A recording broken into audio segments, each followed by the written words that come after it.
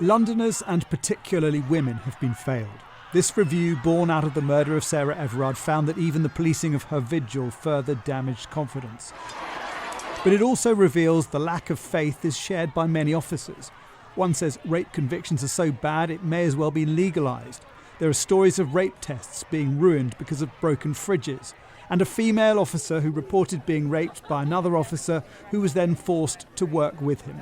Even as we publish this report, there hasn't been a change across the whole of policing that says anybody that's got domestic abuse on their record, or anybody that has indecent exposure, isn't automatically removed from the ability to be a police officer. So I think You think they should be? Of course they should be. The report finds a bullying culture underpins the Met's problems. It tells of initiation rituals with junior officers urinated on and one sexually assaulted in a shower. It's ghastly, isn't it? You sit down and read that report and it generates a whole series of emotions. It generates sort of anger, frustration, embarrassment. It generates some pride as well, which may sound odd, but it's our men and women who care about the policing of London who've given most of the evidence for that report to Louise Casey, which is a testament to their commitment.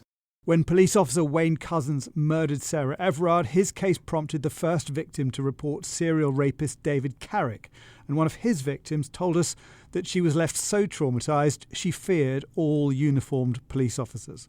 I would just freeze, stop breathing. In my mind, I was just straight away thinking, they're going to harm me. What does the police need to do to win back your trust? I think they need to go through the force and vet every single guy that is working there. Yeah. And even if there was a mention of a minor domestic violence argument, to fully investigate it. Among many recommendations, the report calls for a new independent team to deal with misconduct cases, end-to-end vetting of police officers during their time in service, and disbanding the Parliamentary and Diplomatic Protection Unit, of which both Cousins and Carrick were members. It's nearly 25 years since the Macpherson Review found that the police was institutionally racist. Now, not only are they found to be racist, but also misogynistic and homophobic. What is the government going to do about this? Well, the report is clear that there are systemic and chronic problems with leadership and culture. And what we need to do is change the culture, change the practice, and change the systems in place that are running and regulating the Met. And that depends on the leadership.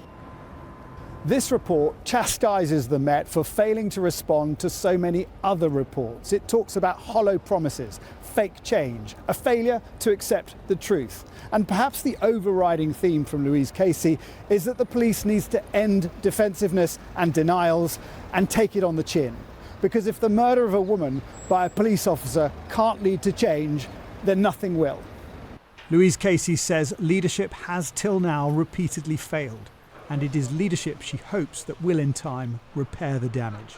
Jason Farrell, Sky News.